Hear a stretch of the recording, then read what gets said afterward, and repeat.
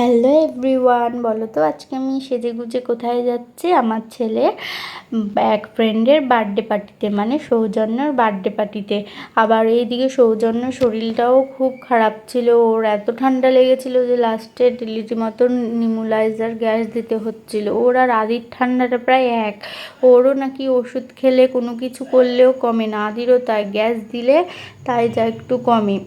তো যাই হোক, দিনটা ভালোই কাটলো। এই যে হলুদ যে জামদানি পরে এটা হচ্ছে সৌজন্যর মা, আর সবুজ যেই শাড়ি পরে এটা মিশিকার মা, দুজনেই খুবই কিউট, আর বাচ্চা দুটোও খুব কিউট। আর তারপর আমরা এই দিন খুব আজকে মজাও করলাম, মজা করেই দিনটা কাটলো। কিন্তু লাস্টে সৌজন্যর জন্য খুব খারাপ লাগছিল, যখন গ্যাস দিতে হচ্ছিল বমিও করেছিল। তো ওর মা বলল যা শুনলাম তাতে ফুল আদির মতনই মানে মিলে যায়, আদিরও ঠান্ডা সহজে সারে না গ্যাস না দিলে। তো দিনটা যাই হোক ভালোই কাটালাম, আমাদের থেকে আমরা যা না ভালো কাটালাম, বাচ্চাগুলো খুবই আনন্দে কাটিয়েছে। এই দেখো সৌজন্য আর মিশিকা দুইজনে খুবই কিউট।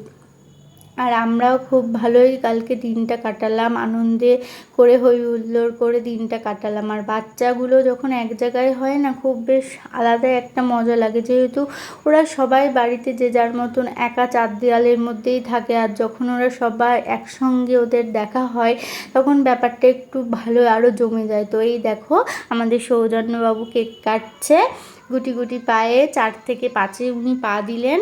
তো এই যে তারপর ওরা একটু খেলাধুলা করছে, আমরাও একটু কথাবার্তা বলছি। তো কালকের দিনটা সত্যি একটু অন্যরকম, সবাই যখন একসঙ্গে হয় না ব্যাপারটা ভালোই লাগে। আর এই যে দেখো এই স্কুটি গিফটটা আমি করেছি, এটা নাকি ওর পছন্দ ছিল আগের থেকেই, ওর দিদানের কাছেও চেয়েও ছিল।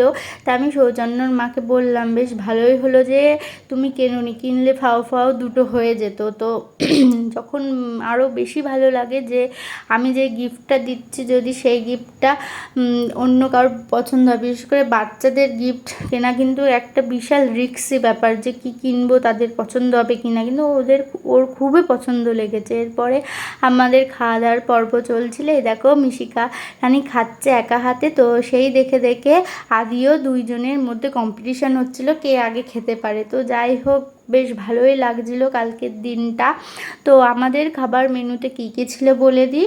খাবার মেনুতে ছিল রাইস, বলতে ফ্রায়েড রাইস, আর ছিল সাদা ভাত, অপশনাল যে যেটা খাবে। তো রান্নাগুলো তো খুবই ভালো হয়েছিল, তার সঙ্গে ছিল চিকেন কষা, পনির, ভেজ ডাল, বেগুনি, চাটনি, পাঁপড়, মিষ্টি। তো আমার এই ভিডিওটা তোমাদের কেমন লেগেছে আমাকে অবশ্যই জানিও, ভালো লাগলে একটা লাইক, শেয়ার, কমেন্ট করে দিও, আর প্লিজ একটা করে সাবস্ক্রাইব করে দিও। Bye bye.